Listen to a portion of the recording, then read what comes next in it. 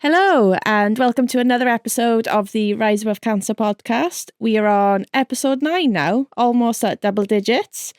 Hopefully in the next couple of weeks we can get to 10. Anyway, back to this episode. So I had the absolute pleasure to chat to the bloody wonderful and lovely Joe Hart. You'll hear all about Joe in just a second, but I just wanted to thank Joe for sharing his story with cancer. He is incredibly open and honest about his experience.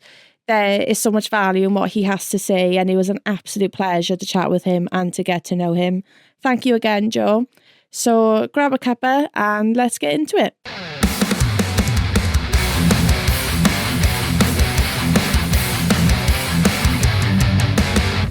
Hey. Hi. You okay? Yeah, good. Tired, Yeah. but I'm fine. I've had 2 coffees. I'm good. Good. How was your journey down?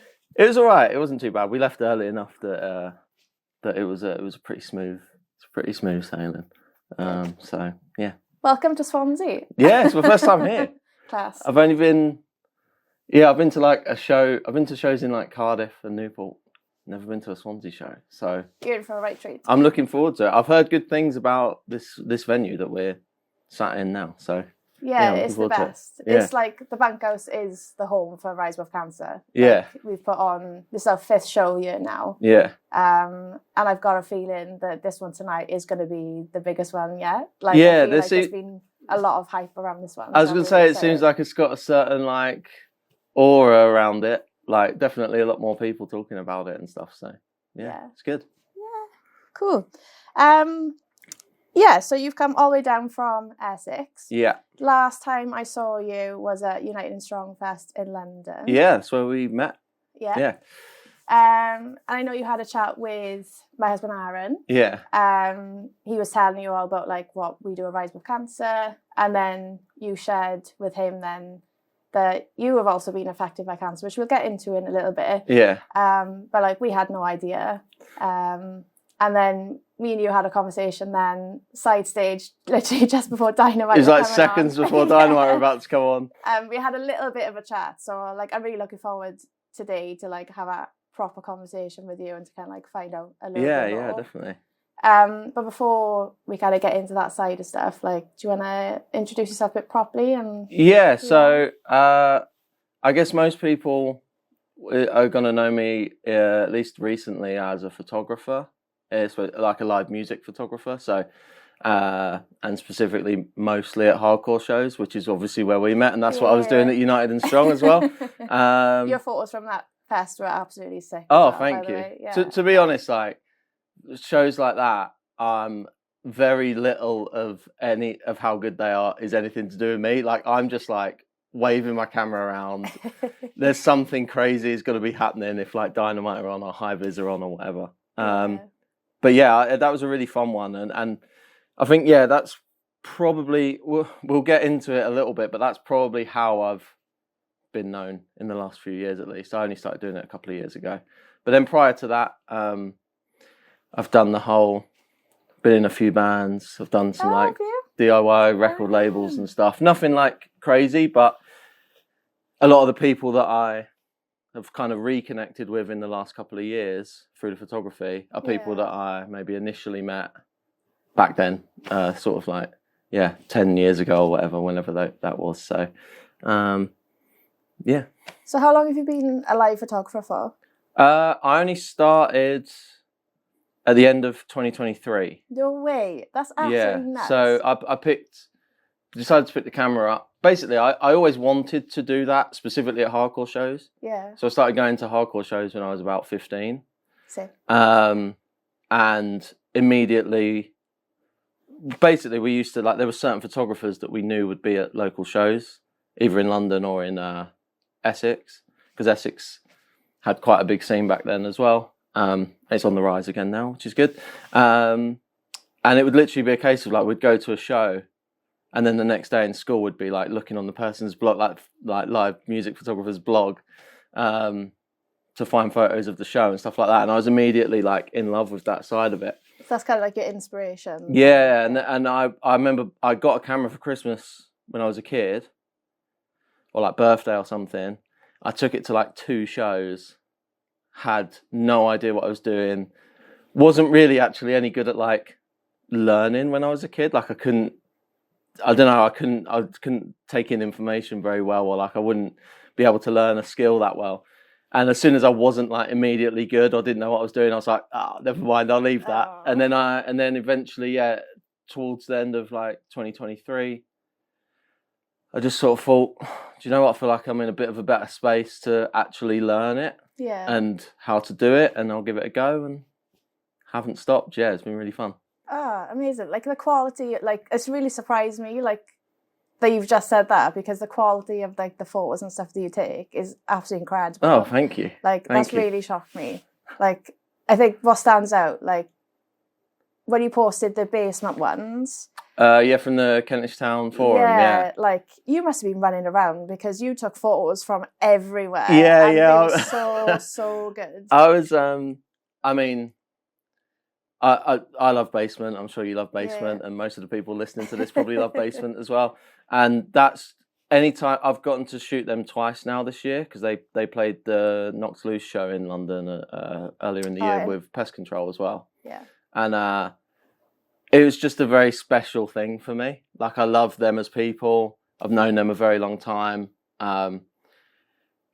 Would actually probably, they kind of play into that era of my life where I was diagnosed and I was ill as well. So we'll probably get onto that a little bit. But like, it was very much this. Yeah, it's a special thing. Like, and it was like, I'm not going to mess this up. Do you know what I mean? I was like, I was pulling any string I can, or like asking different people to get in there, and I was like, I'm not going to mess this up. I need this to be good. And like, I was running around like crazy. But it's so much fun. Yeah. So much fun. I bet that's kind of like full circle for you. I know you said we're going to it in a bit more detail. I guess this is a bit full circle for you then, kind of like. Definitely. Like, I think a big like theme for me, and why kind of the photography almost is like relevant to even a discussion about the period of my life where I was ill, is it has brought me back around to some kind of friendships that I had back then that maybe, I don't know, I failed to maintain, or just sort of people move on and do other things. And I feel like it's brought me back to connect with a lot of people from back then. And those kind of guys like Basement and stuff like that, they're among those people I've really like reconnected with them in the last couple of years. It's been really nice. And definitely full circle. Funny enough, I said I took a camera to like a couple of shows when I was a kid, and I got one. And one of them they weren't Basement, but it was like members of Basement, the band that they were in before Basement. So I did a little like Instagram post where it was like, oh, this one's like 2009, and it was just some awful like photo that I attempted to take. I think Aaron messaged you about that, didn't you? I remember that. Yeah, and then it was like one of the recent ones. It's pretty full circle. A lot of full circle things happening this year, which is cool. Class. So obviously, this is your opportunity to kind of tell your own story. So I'm happy for you to go with whatever feels like natural, if you want to start wherever you want to start. Do you know what is... Have you ever done this before where you've gone into like detail or like talked about it? Not really. I've basically, just to like, I guess, give some context, it is currently 2025, and I was diagnosed in 2009. Okay. So I was 17. I was about to turn 18. It was just over a month before I was going to turn 18. So it was early December. It was December the 11th, 2009. My birthday's in January. So for me, like when we said we were going to do this, I was like, oh, I need to actually like think back about it all, because how many years ago is this? Because my maths is really bad. I mean, it's like 16 years ago that I was diagnosed, and overall my treatment lasted just over 3 years. I think pushing 4 years. Okay. So it's a big chunk of like obviously my like young adulthood. It's pretty important part of your life, and so. I think I've only recently, to answer your question shortly, no, I've never really like actually dug into the full story or told the full story, especially not like publicly or like on anything like this. But recently I've kind of, with like counselling and therapy, I've kind of gone into it a little bit more. And I think that's why I feel a bit more equipped to do something like this now, because I've kind of like realised that actually a lot of how I dealt with it was to ignore it and just pretend it didn't happen, even while it was happening. So yeah, this has been a lot of like, while preparing for this has been a lot of me like really thinking back and thinking, okay, what did happen? And like, I've gone on a bit of like, not just because of this, but even just recently with my, like I say, with counselling and stuff, I've gone on a bit of like it's almost like a self-discovery thing of like trying to retrace the steps of what I actually went through and like dealing with it. And unpicking it and trying to navigate, I guess. You... And like even finding out the specifics, because at the time I was, like I say, I was a kid, I was 17. Technically a child. Yeah, so I had my parents there to like help me a lot of it, and I think they, specifically my mum, took a lot of the information on herself, and I was just sort of there to I don't know, it was like almost like I didn't have to worry about it as much, and just do whatever like my mum says is best in this moment, or like she was taking on a lot of the information, which at the time was probably very helpful, but in terms of like long term actually dealing with what it was, it's now taking some work to sort of go back and think about it. So what cancer were you diagnosed with? So I was diagnosed with ALL, which is acute lymphoblastic leukemia. Is this a type of blood cancer? Yeah, so it affects the bone marrow and the blood. Okay. And it's most common in like kids, like under 14, under 13, like actual kids, where it's really, really curable, like really high success rate in terms of recovery. Okay. And as you get a bit older, that recovery is less likely. Is it because of the way your body's developing, like it's already fully developed? I think so, yeah, potentially. It's basically, it specifically targets, I'm not a medical professional, but if anyone's listening who listens to this and goes, "Oh, he's wrong," I'm just from memory. This was 16 years ago, but it specifically targets like premature white blood cells, and that's how it spreads, obviously, to your blood and to your bone marrow. So for me, it was a case of like, and the acute part is that it spreads rapidly.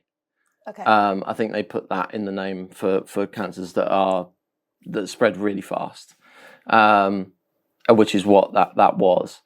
So how did like that come about? Like, how did you have like any symptoms or anything like that? Like, yeah. So whenever I tell people this story, they suddenly, because it's a very broad symptom, so I don't want people to think that whenever you feel this is what you're leading to. But I just had a pain in my knee. It was as simple as that. Like I had so I was, like I said, I was 17. I actually, after high school, so I finished, I left high school like as soon as I could. Yeah. Was never, like I said, I wasn't really good at learning stuff, so I wasn't like great in school. Left as soon as I could, sort of had like a year of doing like these kind of, there was a place called like Connections. I don't know if that was a local thing or like a broader thing, but it was like for kids coming out of school who wanted to look for apprenticeships and things like that. Right, okay. It was almost like a job centre for obviously kids leaving school. I did that for a year to try and find like different work placements and stuff. Didn't really find anything. And then, so I started college a year later because I eventually decided to just go to college. So I had just started college and I was like, walking to the train station a lot, then walking to college from there, and obviously, walking upstairs and stuff at college, and just started to notice like my knee was really hurting to the point of like by the end of a college day I'd be like limping. So again, I got to shout out my mum through this, because my mum's very much always been that I would have naturally been a person of like, just leave it and it'll sort itself out or whatever. And my mum is very much like, if you have the faintest like hint of a cold, get down to the doctors and like, do you know what I mean? That sort of thing. What's your mum's name? Mandy. Mandy, love Mandy. Yeah. She's probably listening, so she'll love that. So she like got me down to the doctors, and it was basically, like I say, I just started college. So what's that, like September?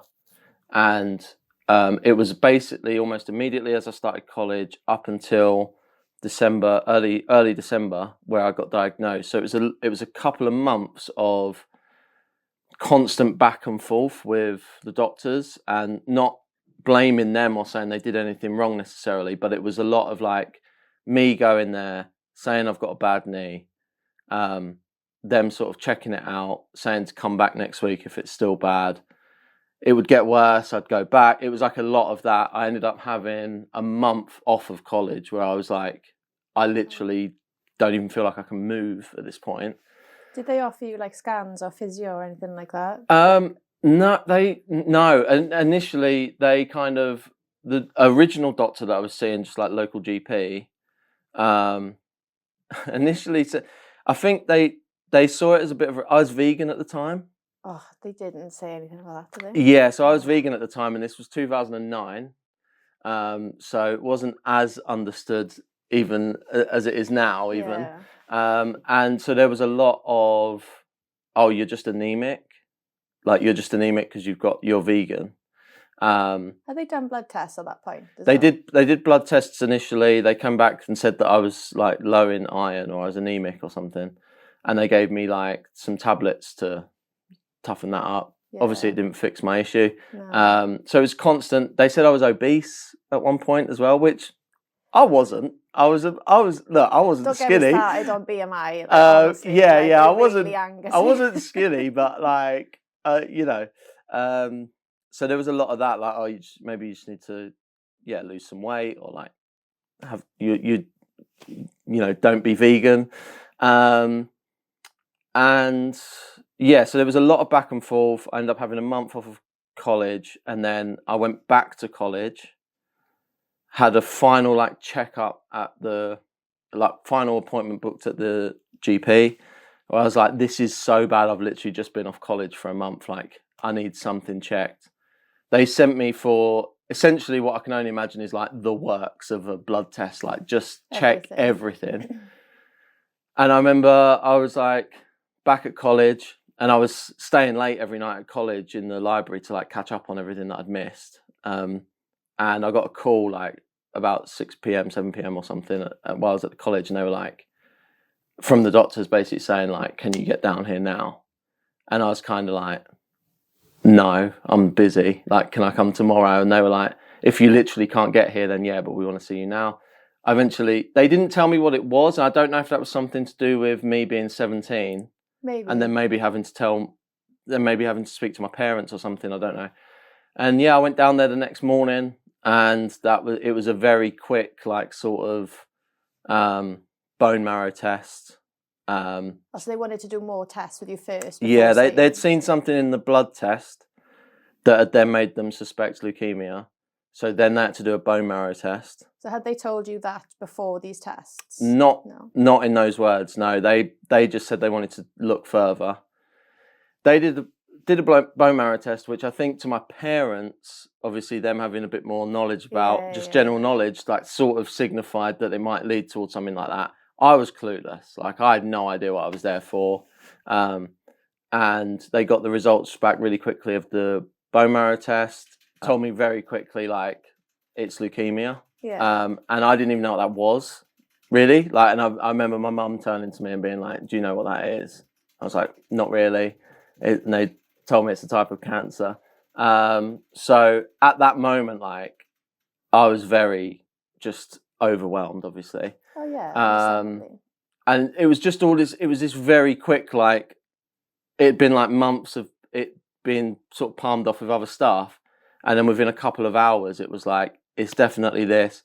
they were like, we need to get you down to St. Bart's in London. Wow. We're going to get an ambulance, all of this. And I was just kind of like, can we just they were very much like, and I think the thing that like struck me the most with it is how it's just like, it wasn't anything like what you'd see in like films.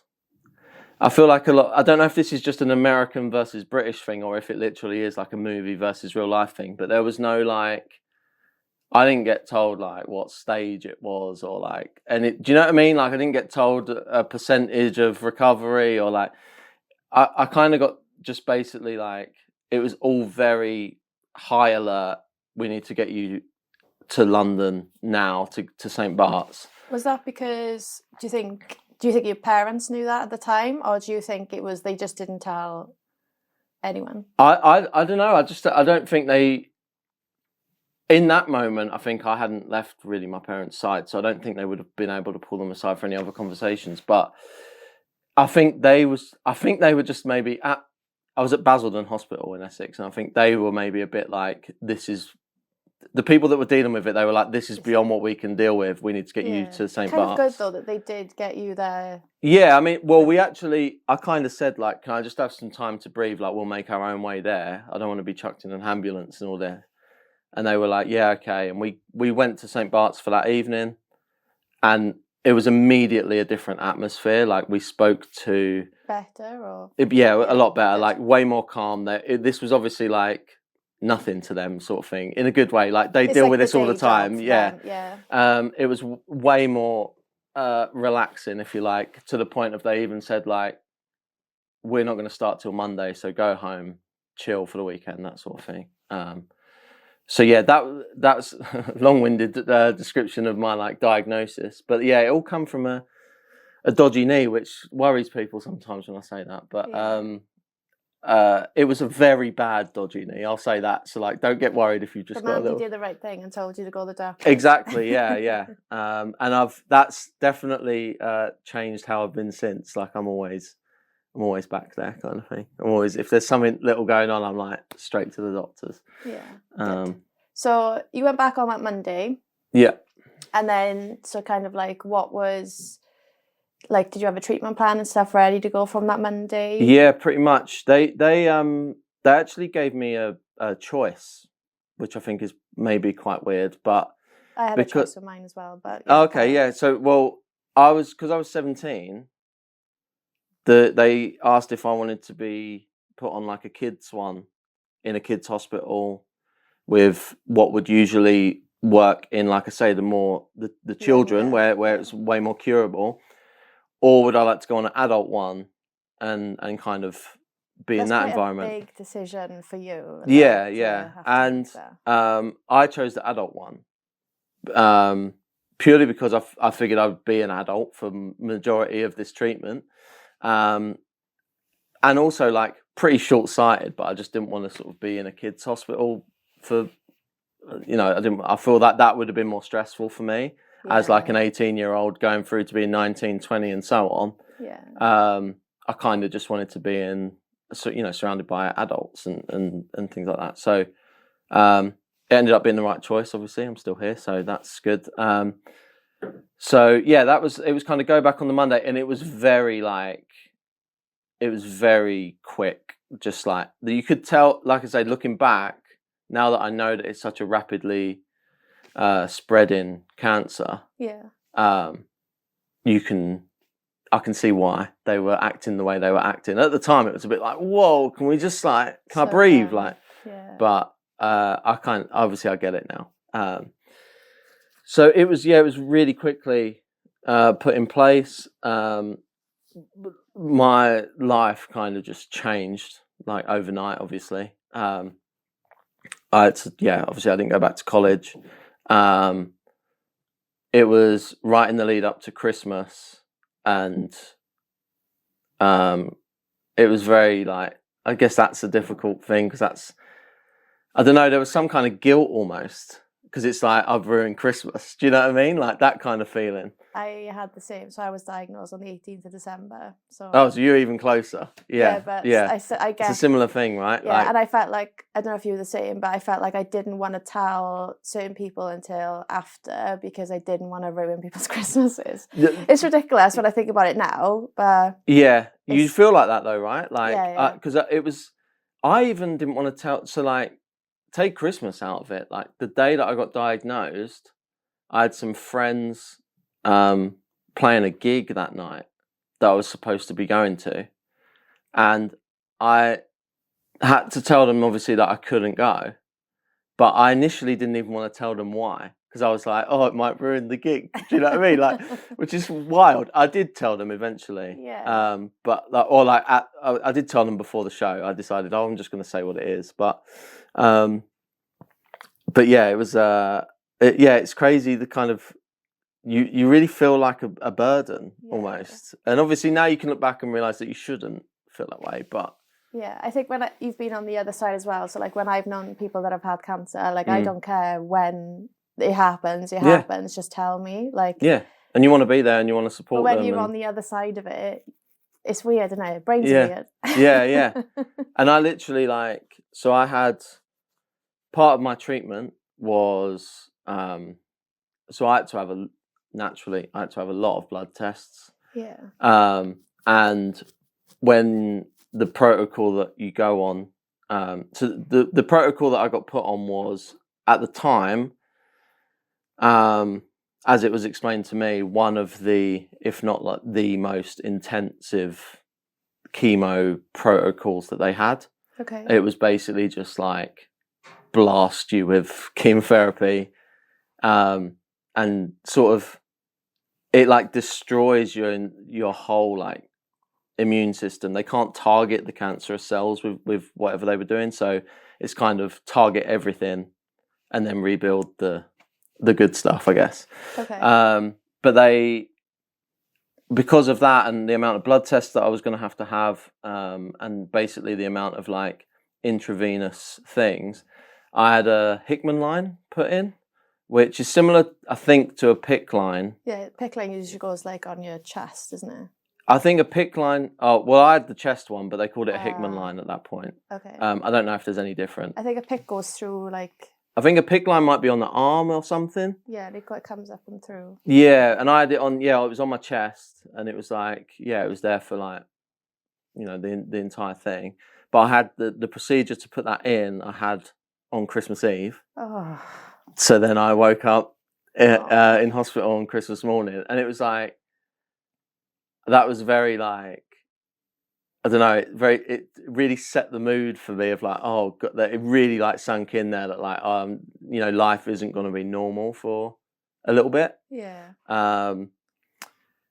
Yeah. And then, so that the protocol that they put me on was for 3 years of chemotherapy. So they told you up front it was going to be 3 years? Yeah, it was like 3 years. That's a lot to unpack. Yeah, it was 3 years, and I said earlier that I didn't get told like, a percentage recovery or something like that. I imagine there's good rate. Like, I imagine there's good reason they don't tell people that. But I think one of the things that I got told that really kind of again set the tone for me for the entire treatment was someone along the way, whether it was a doctor or something towards the beginning, told me that I had a good chance of living a normal life for multiple years, which I was like, oh, and that's when it really sank in that I was like, oh, okay, I'm like, at the time, genuinely thought,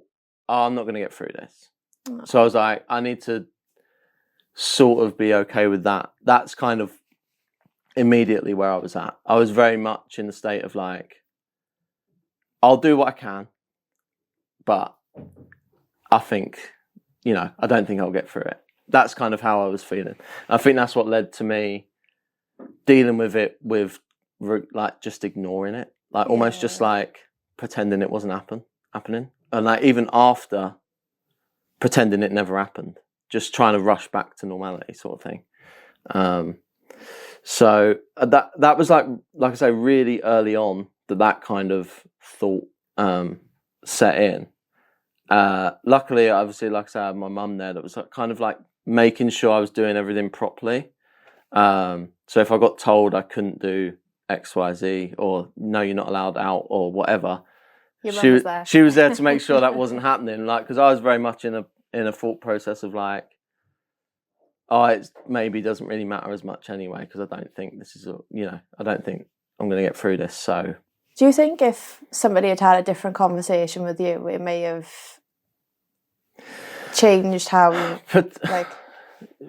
Potentially, but I think part of it was that I was like an 18-year-old kid as well. Yeah. So like I hadn't really, I guess, developed the ability to deal with all the emotions around it anyway. Yeah. So I might have come to that conclusion. I don't want to blame other people. Yeah, I might have come to that conclusion myself and just reacted that way. Interpreted the way that they'd said what they'd said. Yeah, I think that definitely like spurred it on.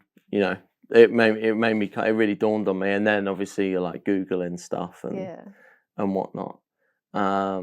So, when they said 3 years of treatment, so like you were in hospital for 3 years, were you? Not quite. So I basically had.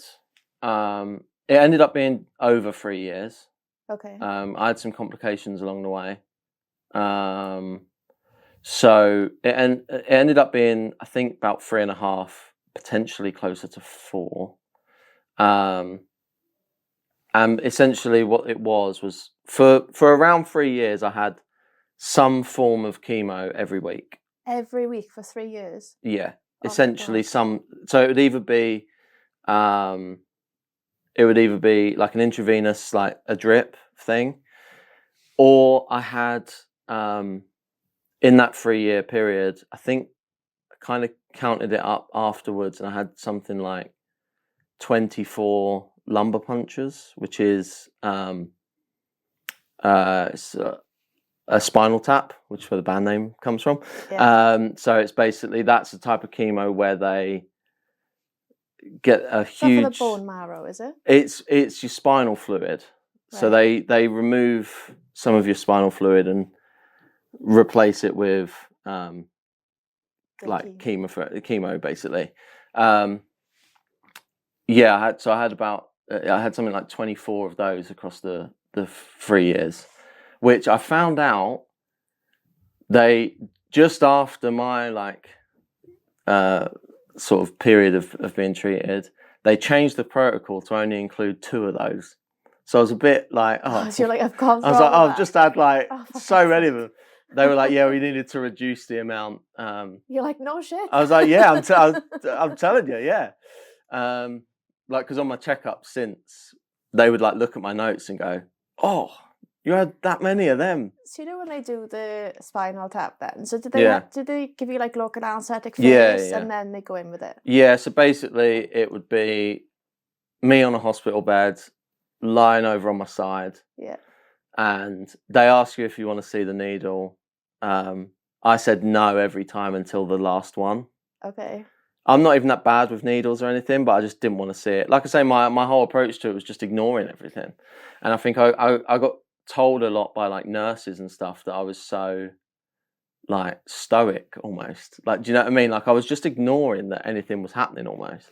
But then on the last one, I said, yeah, okay, I'll have a look at it. And it's this massive needle. Like, it's huge. It's like that. I know that's no good for the podcast listeners, but it's like, yeah, it's huge that's needle. Like a foot.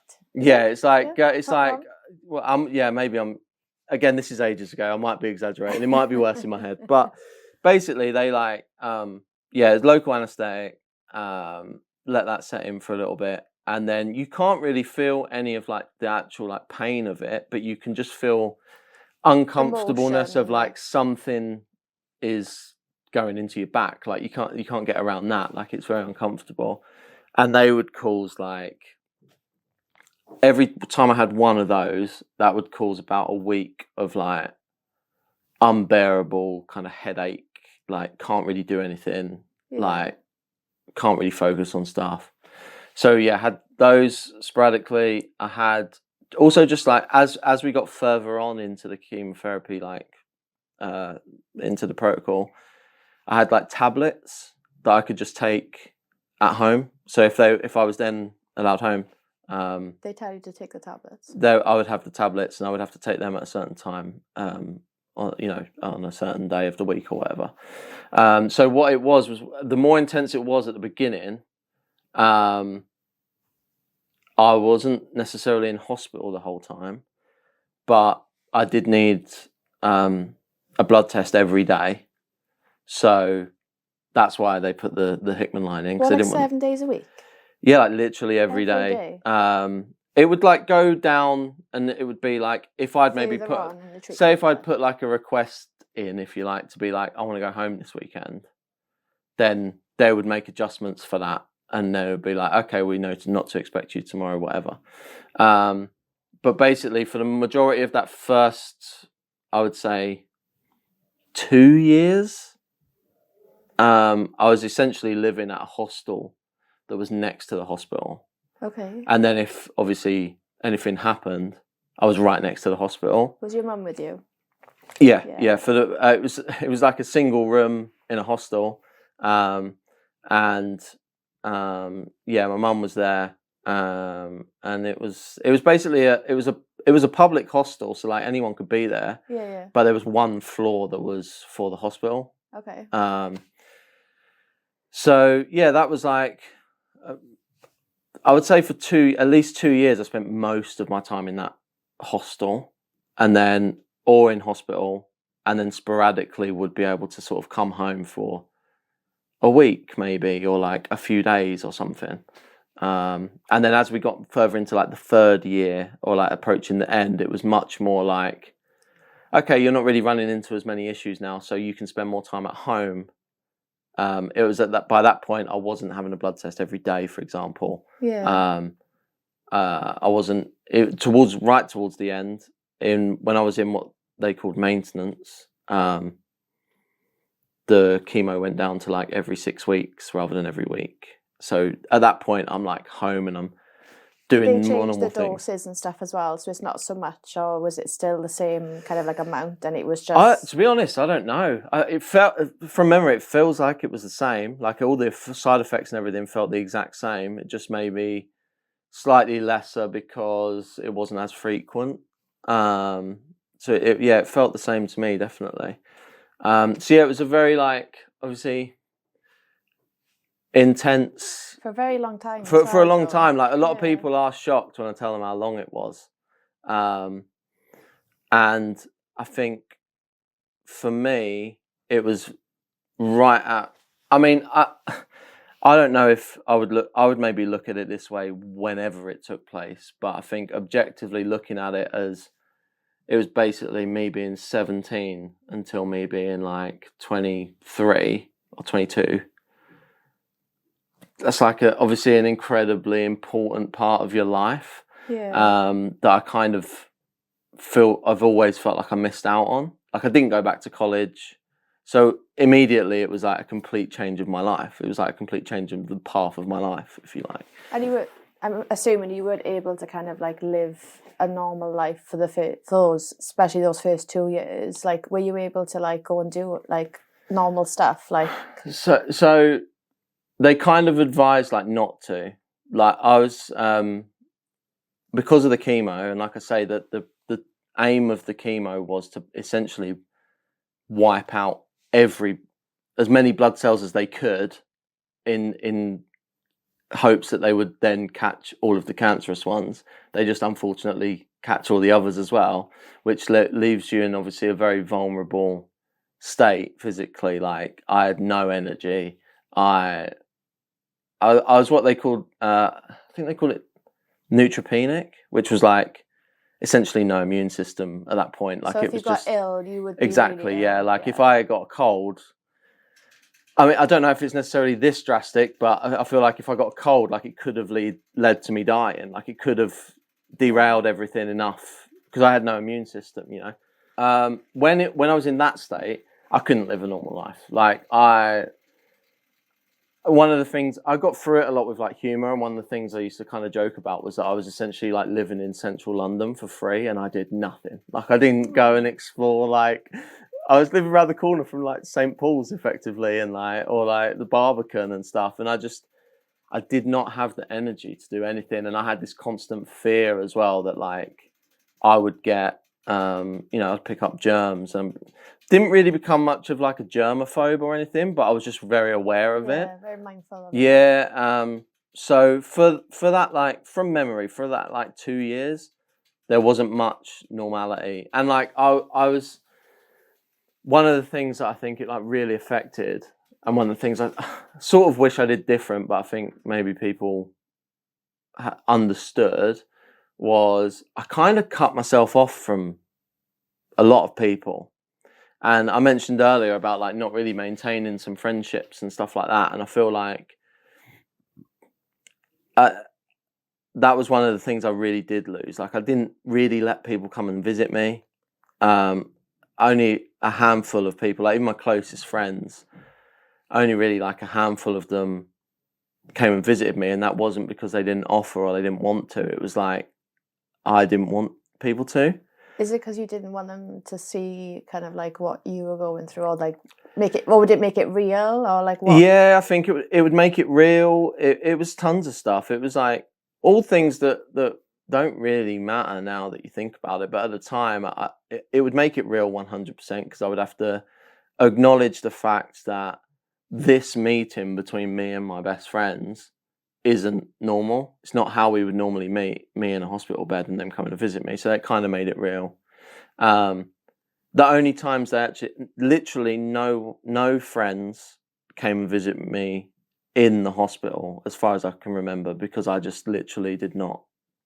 So they offered, but you just didn't want I just did not allow it. Like I just said like, no, I can't. I would say that I couldn't, or I wasn't allowed or something, because I didn't want to be in that position. So the only times I did see people was if I was feeling up to going out, and they would come to the area that the hostel was at, and I'd maybe meet them for food or something. Okay. And I think part of it as well was like, part of my treatment, I was on steroids for a lot of it. Like they give me steroids for most of it. And so I think I actually like struggled a little bit with the physical differences that amount of like, I don't know, so that amount of steroids does to you, because it really puffs you out, really like.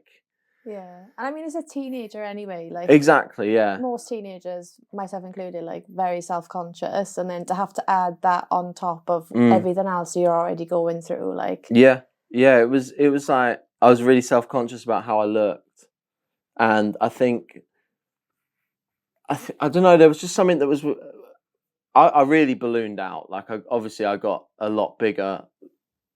Not that really matters in any way, but like for me, it made me feel uncomfortable how much weight I was putting on, and it was a mix of like I wasn't able to move much, so I wasn't going anywhere. I wasn't going out for walks as much or anything like that, and I was on steroids. Yeah. So that was like. Did you have like any sickness and stuff for the chemo? Like, were you able to eat and things? Okay. Yeah, I had. It was one of the big side effects from the chemo that I was having was nausea, so they would give me anti-sickness, and I actually had an allergic reaction to the anti-sickness that they gave me on my first chemo, which really set like a awful precedent. I was like, if this is what it's like every time. Obviously they then changed the anti-sickness that they gave me, and it was the one going forward was a lot better, but appetite was very weird. Like, felt quite nauseous all the time, pretty much. Also, like weird cravings and stuff. I can't remember anything specific, but I just remember like I said, I was vegan when I went into it, and then I wasn't. They kind of said as well. I remember when that first meeting when we went to St. Bart's on the Friday, I was kind of like, I'm vegan. And I remember the guy was like, no, you're not. Not now. Like, you're just gonna like, now that would probably be different. I think it's understood a lot more now. But like, yeah. And I kind of went into a bit of a, like I say, I thought very early on that I wasn't going to get through it anyway. So I kind of went into almost like a bit of a nihilistic thought pattern of like, oh, none of it matters anyway. So yeah, I was eating meat again and things like that. Appetite was a weird one. It was like, it definitely wasn't normal. Like there would be some days where, because of the steroids, I would just be eating low, like it would never be satisfied kind of thing. And then some days I couldn't eat at all. I felt too sick. So yeah. So because I put on a lot of weight, I didn't really let like people come and see me and stuff like that. And I feel like part of what I was getting at earlier, I was talking about those older friendships from around that time. Like I was going to hardcore shows for about 2 years prior to being ill, and that was my life. Like that's where all my friends were. My entire friendship group was built around local hardcore shows and traveling. To be fair, like we would be going to shows all over the country from whoever, like the few of us that could drive or was old enough to drive, like would just cart everyone there, or like. And I feel like, and even when I got diagnosed, a friend of mine put a like benefit show on for me, awesome. And I couldn't attend because I was too ill. But it was, I've got the flyer still somewhere, and it's just like crazy looking at the reaction to, I don't know, the reaction from like the hardcore scene, if you like, when I was ill. Like I was getting given like merch and like all of this stuff. Like everyone was just, and I was being sent videos and messages of like, oh, this band has just shouted you out on stage and said like, get well soon or something like that. And one of the ones that particularly I remember specifically like really meant a lot, because it's obviously, it was very lonely, because I kind of went from like being surrounded by all of that to sort of being on my own. And seeing all of that still happening with like people that I love. That must be really difficult as well. Yeah, it was like it was very lonely. Like it was really lonely, and because I was shutting myself away, it was just But one of the things I got sent a video of Basement, which is where I was going to circle back to, and it was really simply just like, Fisher just said something about like, dedicating a song to me or something. And this is like 2010 Basement, so they weren't at like Kentish Town Forum, but it was so.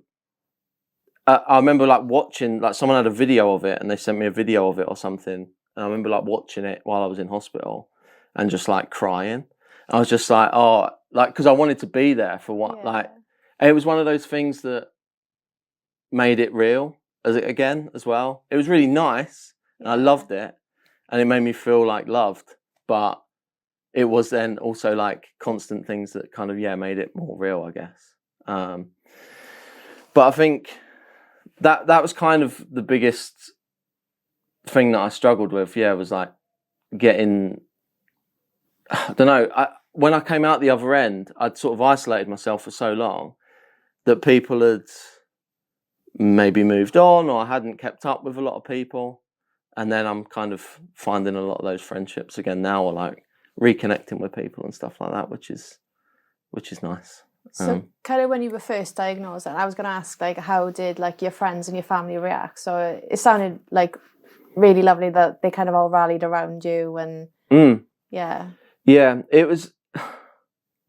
it's difficult because I almost didn't I listened to Max's episode, obviously, and I don't know Max personally, really. We've got a lot of mutual friends, and I remember his diagnosis and everything happening sort of on my computer screen through mutual friends. And the way that he talks about, obviously he was a bit older, and the way that he talks about how his friends rallied around him and stuff like that, I've always kind of regretted that I didn't really let that happen. Like they tried and I sort of rejected it, I think, a little bit. Obviously I was a bit younger and it was a bit of a different thing, but that they like I say, they tried. They were putting on shows and like people were sending me stuff, and they wanted, constantly wanted to like be checking in on me and stuff like that, and it meant the world. But I was such in this state of just sort of rejecting it all that I almost, I wish I embraced it a little bit more and just sort of went with it. It probably would have made everything a bit easier, I think. So after those kind of like 2 years then, and then you said it kind of got a little bit easier, still obviously very difficult thing to go through. Yeah. And then it was more like 3.5 years to 4 years, you said. So Total. After going through all that treatment and all that, like, was there any point during that time where you were like, oh, actually, I think I'm going to be okay? Like, when did that kind of happen? Obviously at a certain point I hit remission, but that was actually quite early. So like where they could no longer detect the cancer. Okay. But it didn't stop the treatment. So they just kept doing it just to make sure. Like, it was like whatever point we hit remission, obviously that's good, but it doesn't change the treatment. Okay. Like it's not like, oh, we've got rid of it now, so that's fine. So remission maybe didn't mean as much to me as it means to a lot of other people in their treatments, because I was of the mindset that, oh, it's just going to come back, or they obviously keep doing it for a reason, so blah, blah, blah. As we got towards the end and it started really, like the amount of chemo started decreasing and I maybe felt a bit better in myself, I did sort of start to then think I might be through it.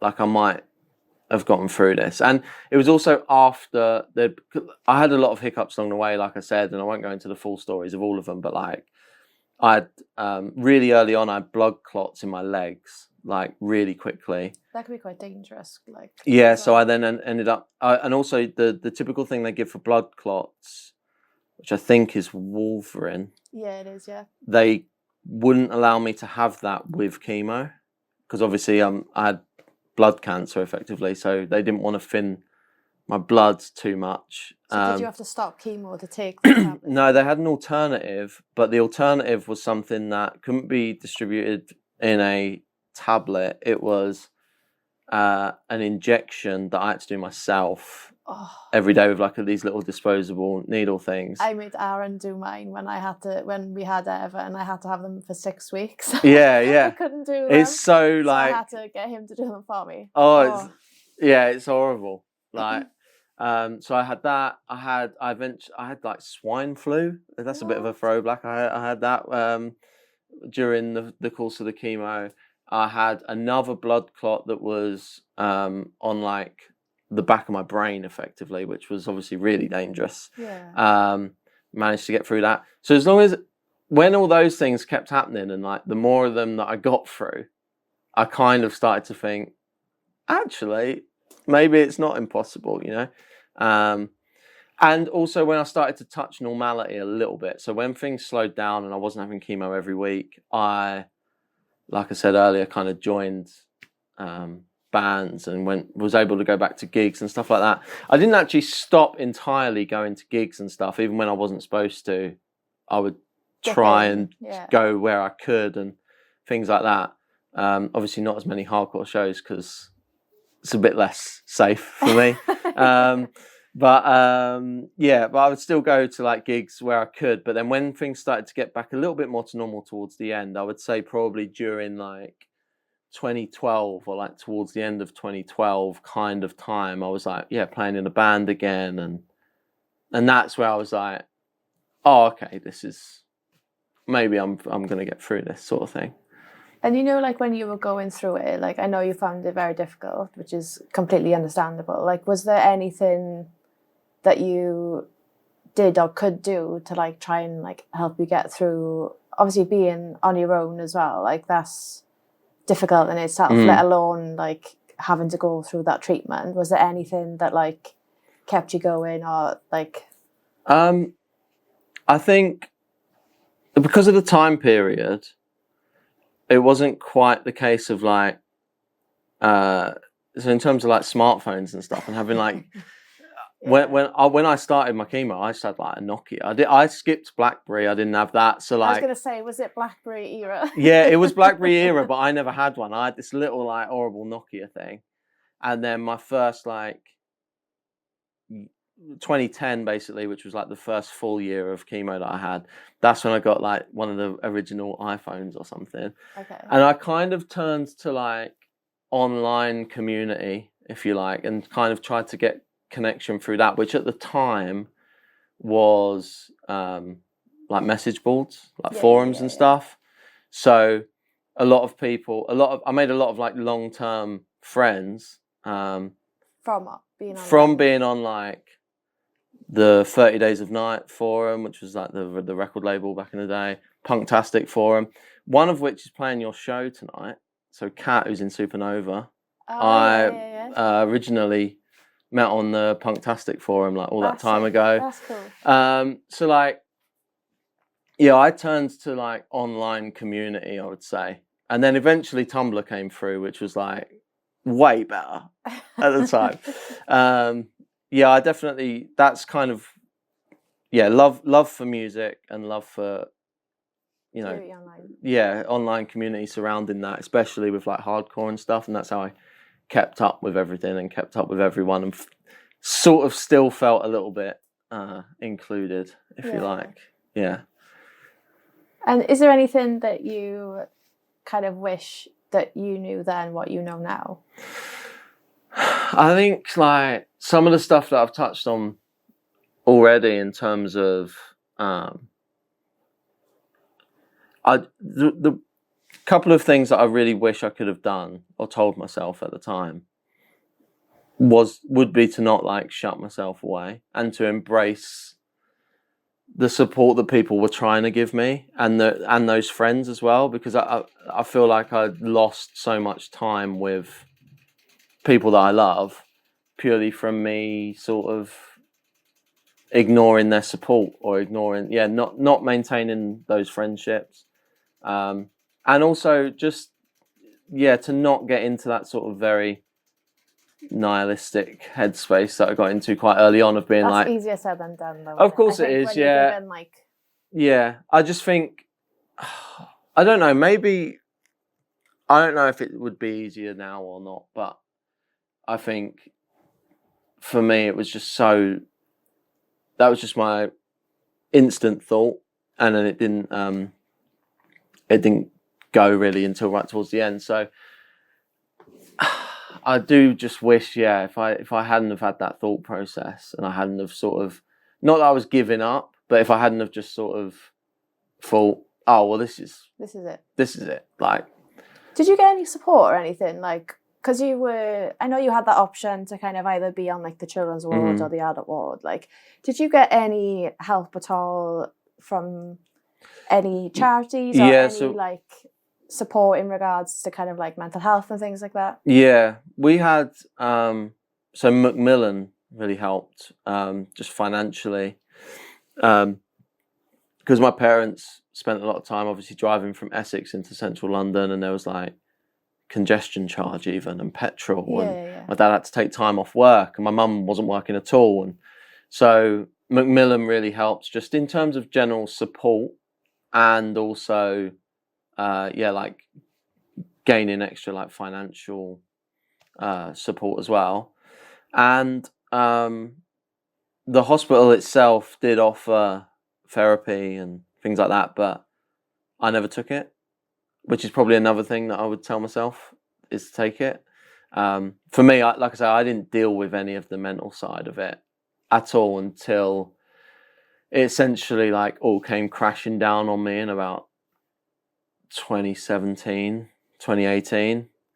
A couple of other things happened that sort of then caused a snowball, and it all just came crashing down at once, and I started to realise what I'd actually gone through and started to think about it more and stuff like that. Is that when you started to kind of get like therapy or counselling, or was it more you were just thinking about it rather than? Yeah, it was more that I was thinking about it. I still put off therapy for a long time, and again it's this thing of making it real and talking about it.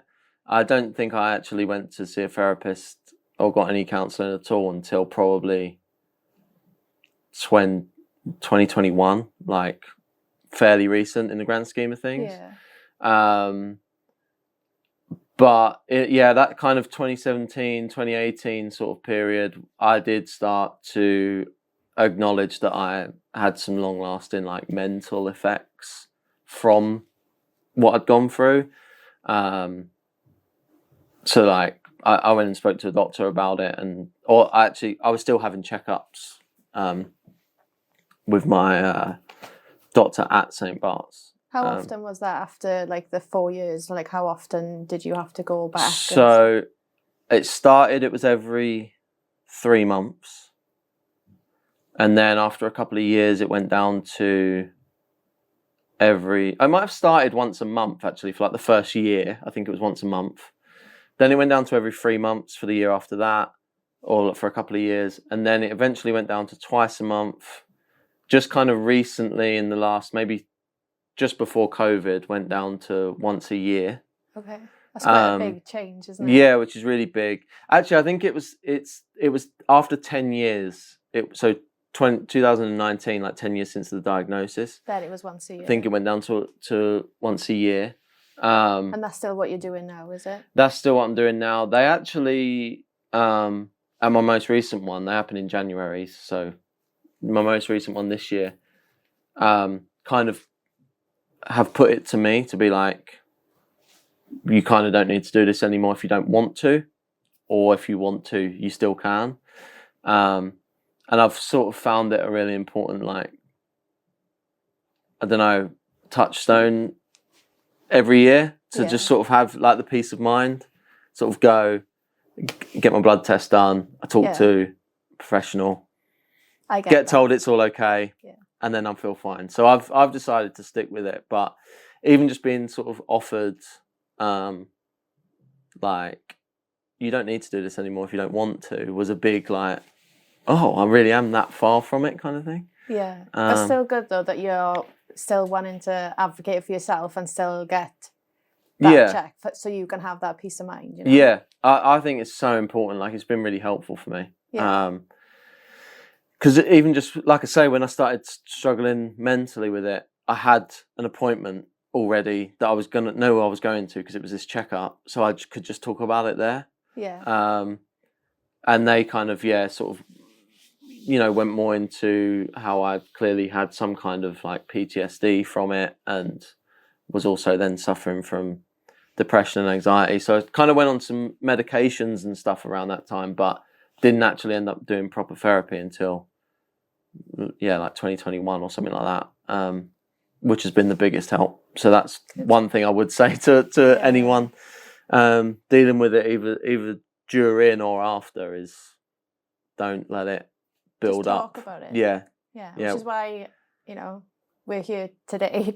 Exactly. And like, it's so important. It's like I say, I don't think I would have been comfortable sitting here and talking about it a couple of years ago, which is crazy. And in our brief conversation at or my conversation with Aaron, I can't remember, but like at United and Strong, that's why I think I was so like passionate about hearing about what you guys were doing, was because I didn't really see I'm sure it was happening, but if I had like-minded people who kind of were going to the same shows as me and like wearing the same merch as me and stuff like that, people that were like me,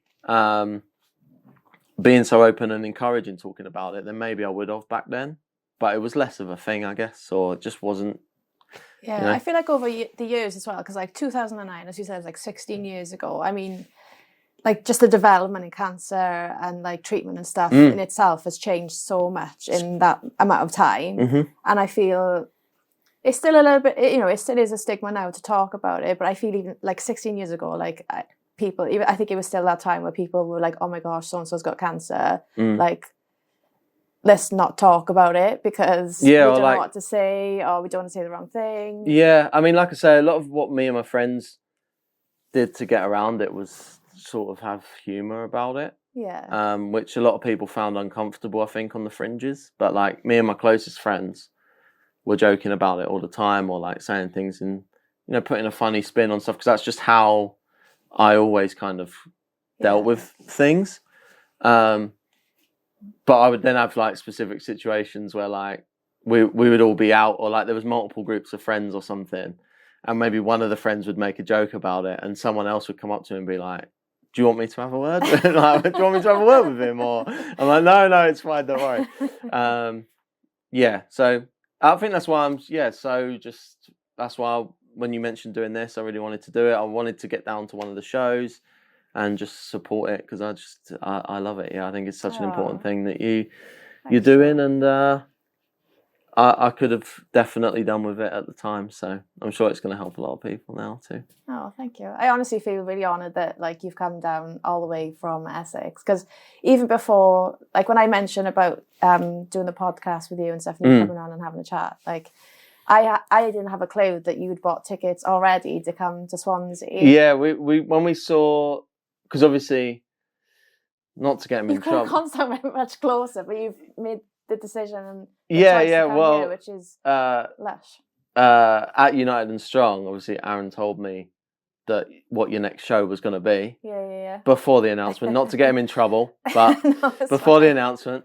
And so when I heard it was that, again, it's just like this thing of, I get so like, I'm very like sentimental about hardcore, and like making these, maybe they're like small connections, but like to me they're really important. Yeah. So like for me, get into like, you know, I love Higher Power for one, so like, and again, I'm not like particularly close with them or anything, but they're still kind of friends of friends, and like I just know them as people, or knew of them back then when I was going to hardcore shows, because they were going to hardcore shows as well.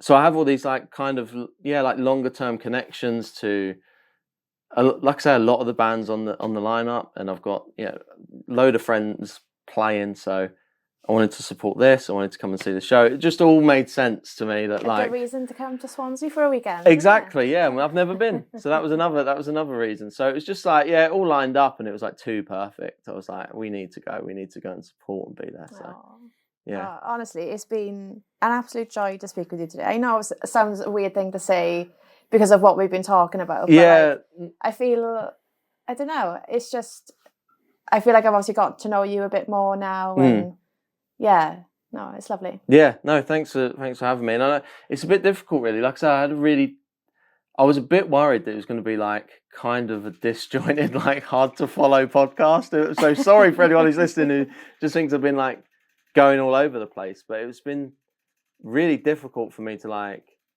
try and think back and place everything and pin everything together. So yeah, it's been quite helpful actually. So I'm glad. Yeah, and I've really enjoyed it. So yeah, thanks for having Joe.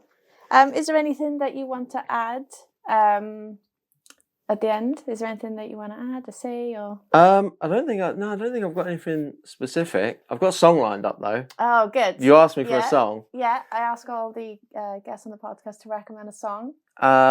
So a friend of mine has just started a new band, and I wanted to shout them out because so the band's called Stupid World. They just put their first demo out.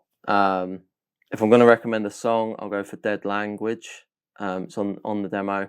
And I think we're talking about full circle moments and stuff like that. So my friend Sean is, again, someone else who I met along with Kat from Supernova on Punktastic Forum.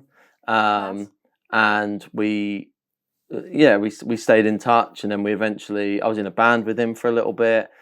And he has been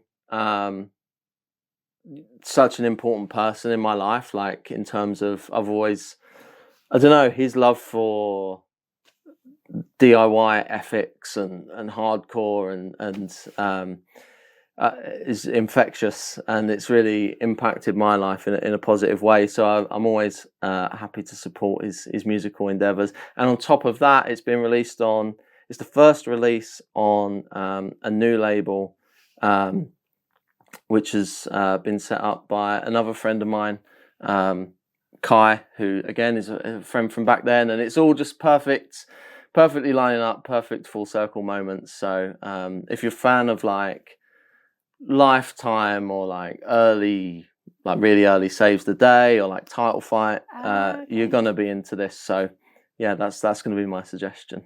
Wow, so definitely have to check them out. Yeah. Well, thank you so much, Joe. This has been lovely. Yeah, thanks for having me. Thank you again for coming down and having a chat. Hope you enjoy the show tonight. No, I'm looking forward to it. Yeah, can't wait.